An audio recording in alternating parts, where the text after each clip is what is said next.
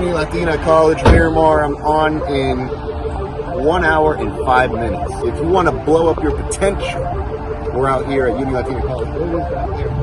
I'm speaking with Luis Capo, President and CEO of Elder Auto Furniture. A couple other entrepreneurs coming through. I'm over here.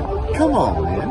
You gotta get yourself on a mission. Get mission minded, right? And then you'll be doing all kinds of great things, man. Not just for yourself, but for your family.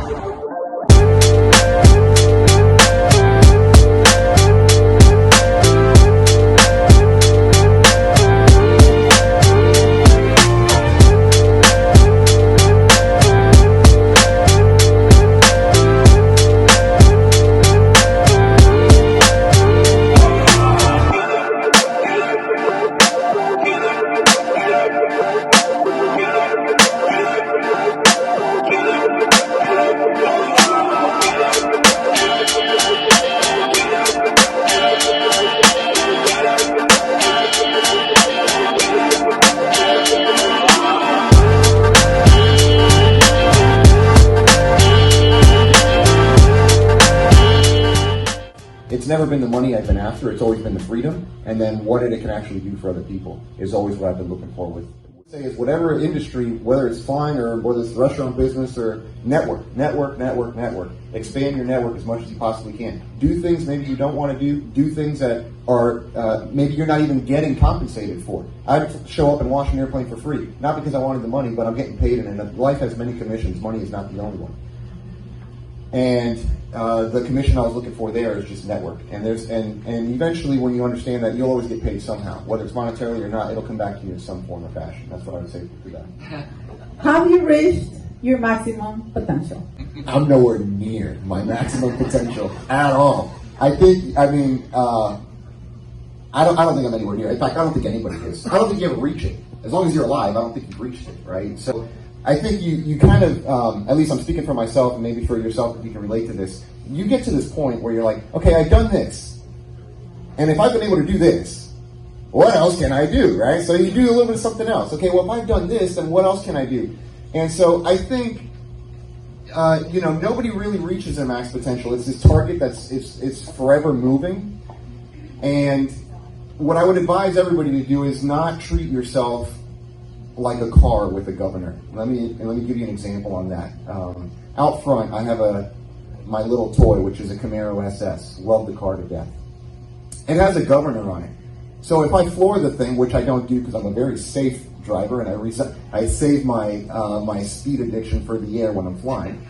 The car, if you floor it, it has a governor. I mean, it'll reach about 110, and then that'll be the end of that. Not because it can't go any faster, but because it's being limited. And I think everybody has this in their head. You have this mental governor where it's like you feel like you reached, you peaked, but you really haven't. It's in your head. If you remove it, if I took the governor off my car, it would blow past 110 like this. And so I think of myself in the same way mentally. I don't want a governor on my head. And so when that happens, you have to just remove that from yourself and say, okay, let me get this governor off my head, because that's essentially what it is. And another thing that has really helped me quite significantly, and hopefully it does for you too, is put yourself on an IV drip of positivity. In other words, I'm literally plugged in daily, whether it's by YouTube, podcasts, audio programs that I listen to, books that I read, video programs. I control everything that I intake.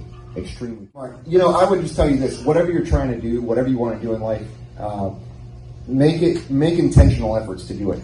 And what I mean by this is the following: anything that you're going to do, anything that's worth doing, you will need to be intentional with it. And so my analogy with this is the following: you never see somebody climb a mountain without putting one foot in front of the other.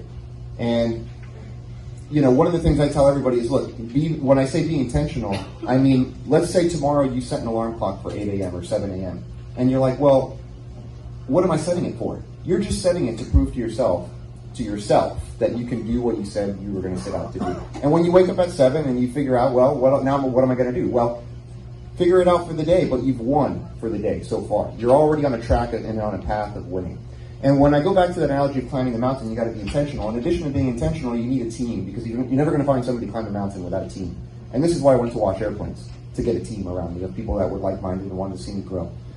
So be intentional with what it is you're doing, and live a life of intention. I'm going to get up and I'm going to go here and I'm going to do this today, right? And then after that, I'm going to intentionally listen to this audio program on the way home. And then when I get home, I'm going to intentionally do this with my wife, do this with my newborn daughter that I just had. And Karen mentioned something great, which is the wheel of life and maintaining balance. Anything you don't put attention on, you're going to lose. Don't put attention on your wife, you'll lose the wife. Don't put attention on your any kind of relationship, whether it's spouse or whether it's family, you're going to lose it. Don't put attention on your career, you're going to lose it. Don't put attention on your physique, you're going to lose it. So another thing I'm very intentional with is I'm intentional with putting attention on everything that's important to me. So find what's important to you, be intentional with putting attention on it, and get a team with you to climb the mountain ultimately so you can reach your max potential. Which, by the way, you won't get there. It'll be a forever moving target. And it's a good thing. It's a good thing.